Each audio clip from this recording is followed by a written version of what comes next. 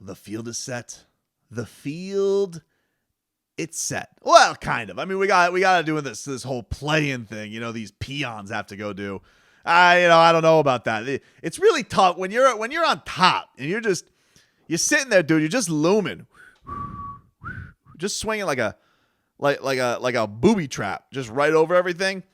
You know, I guess you got to just sit back and kick back and see where things go. It's going to be interesting for the Miami Heat as far as seeing who plays out in this. Now, here's your field, all right? Got the Heat at 1. Come on, baby. You got the Celtics. They finished 2 back of the Heat for the number 2 seed. 3, Milwaukee. 4, Philly. 5, Toronto. 6, Chicago. Your playing teams, 7-8, Brooklyn, Cleveland. 9-10, Atlanta, Charlotte. So, if the Brooklyn Nets win, they will face the Boston Celtics. The vaunted Brooklyn Nets. Ooh. We should call it vaunted versus vaunted. But Boston versus Brooklyn. Ooh.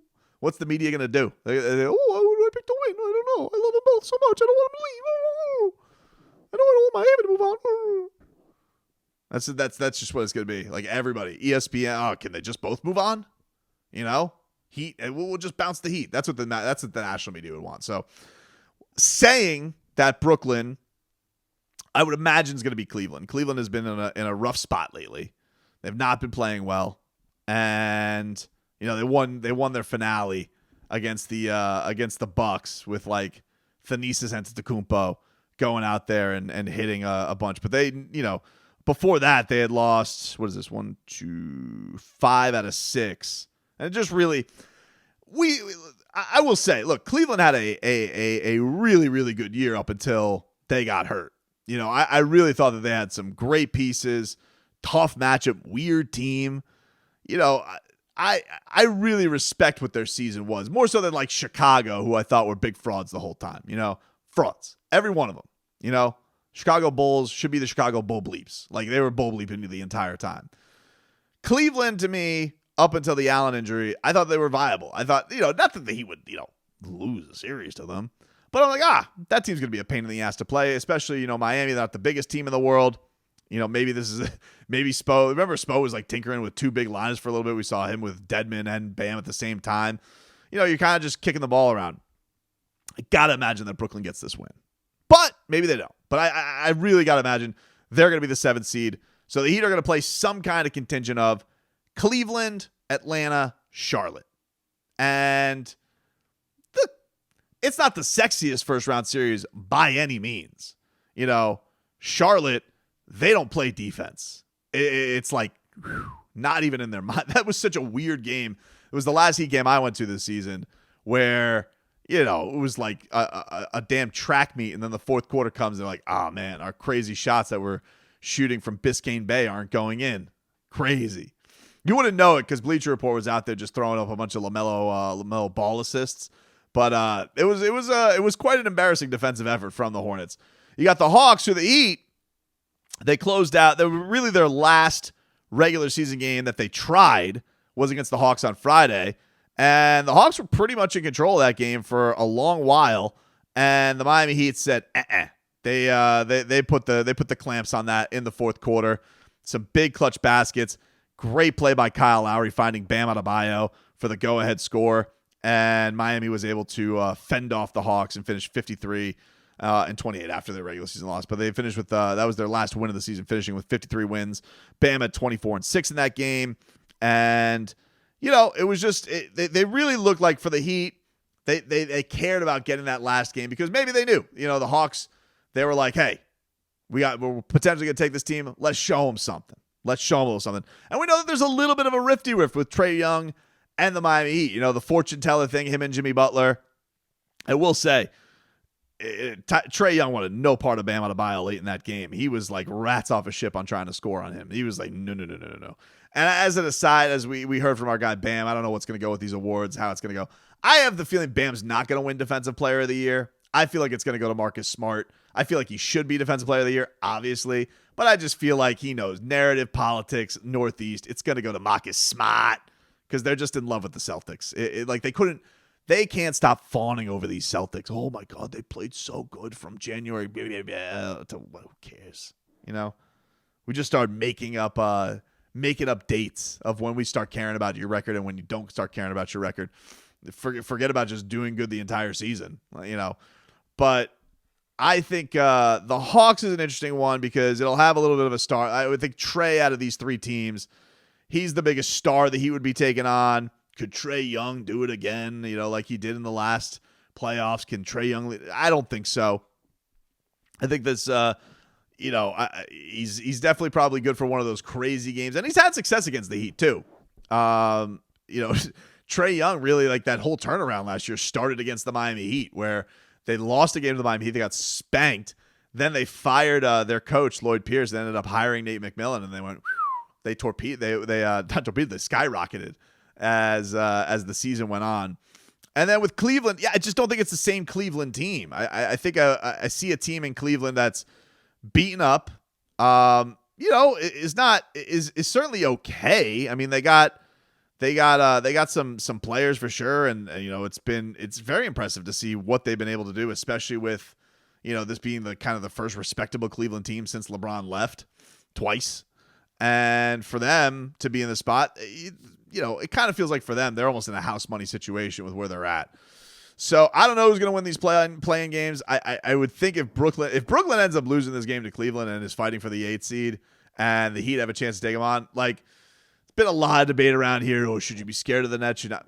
Bring it on, dude. I'm all for it. I'm all for the Miami Heat having the most respectable championship run that'll happen. And I know if the Heat, once they spank the Brooklyn Nets, I know the story won't even be about the Miami Heat. It's going to be about how flawed the Brooklyn Nets were. I already can see the first take debates. I know how this puppy's going to go. You don't even have to tell me. I won't be surprised, shocked, none of it. As far as the other playoff series, I mean, I feel like Milwaukee should take pretty easy care of the Chicago Bulls. They definitely, I think, have, in a lot of ways, the most favorable matchup. I am intrigued by Sixers and Raptors. I am. I mean, Raptors have had my respect all year. That's a team that has, just a bunch of pterodactyls on it. I feel like they'd be a huge pain in the ass to play. They have a lot of guys that are, I think, tough for James Harden to get by. There's a lot of pressure on James Harden going into this series. I don't know if he's physically all the way right. So you're going to need like Herculean stuff, it feels like, from Joel Embiid to absolutely dominate this series. They do have home court. You got to imagine that crowd's going to be on fire. So I'm sure that'll be a big help. But you also have a lot of guys with championship experience. Pascal Siakam's been there, done that. Fred VanVleet's been there, done that. A lot of their guys have already been to the top. They have a championship coach. And the Sixers are major disappointments year in and year out. So that one is intriguing to me. It's a fun Eastern Conference, especially I think especially with whoever Brooklyn ends up with. If they end up taking on the Celtics, that's obviously going to be very sexy for the national media. And if the Heat end up taking on the Nets, I think that's even sexier for the national media because they're going to really see, can Kevin Durant drive them to a 1-8, lift them up from where they have been? We'll see. Keep touting it up. Official predictions will come later there once we know what the series is. I think you guys know how I would feel for the most part with any of these, but I like this Eastern Conference is going to be fun. I don't think I would say outside of whoever that 2-7, 2-8, whoever gets the bottom tier team, the Cavs, Hawks, Hornets, that's like the least. So if it is Boston who gets it, or if it is the Heat who get it, that's the least sexy, I would say, of them, and possibly could get you on NBA TV status. I don't know. It's possible. Not the Celtics. I obviously would fawn over them nonstop. And then, Bucks and Bulls, like, the Bulls got some firepower. I just nobody believes in them. Like, if you told me the Bulls went and took game 1 on the road against the Bucks, it would be, I think, the most shocking thing of this Eastern Conference playoffs. That would be the thing that would surprise people the most. So coming up, this is the week. So for those who aren't keeping up, what you need to see is you got Cleveland at Brooklyn. That's Tuesday.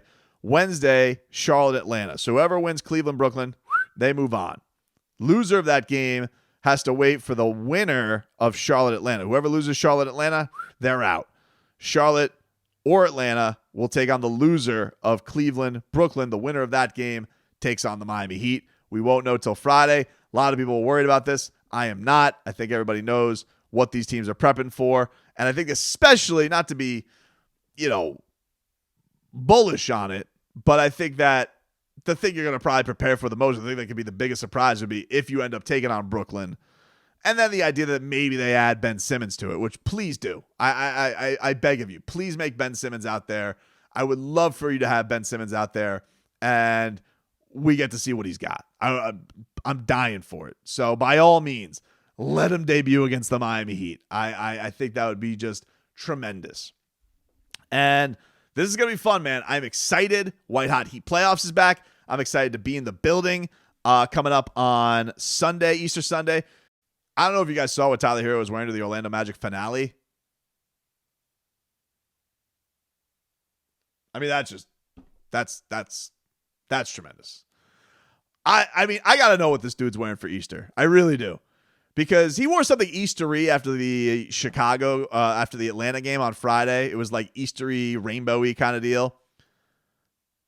I got to know what the hell he's going to be wearing for Easter. I picture something lavender, maybe a suit, or maybe like maybe like the button down with the shorts, lavender, maybe some eggs on the way. Maybe he comes in with an Easter basket, actual Easter basket, but they're all like, instead of eggs, they're jewels. And then in the other hand's a rabbit. This is what I picture with Tyler Hero. I picture this is Tyler Hero's first chance, right? First real chance to be flashy. Nobody really could be flashy last year. You're masked up, no fun. Year before that, bubble boys. Can't do anything fun in the bubble. You try and have sex in the bubble, they kick you out. So Jimmy Butler works out, he's dribbling and gets called security called. He can't have fun in the bubble. What's Tyler Hero going to wear for these playoff fits? That I need to know. I want to know what goes into the picking, what goes into the slate. You got a couple days off here, all right? A lot of days to pick for what you're going to wear on Easter Sunday. And then, of course, Poor Wonder is risen.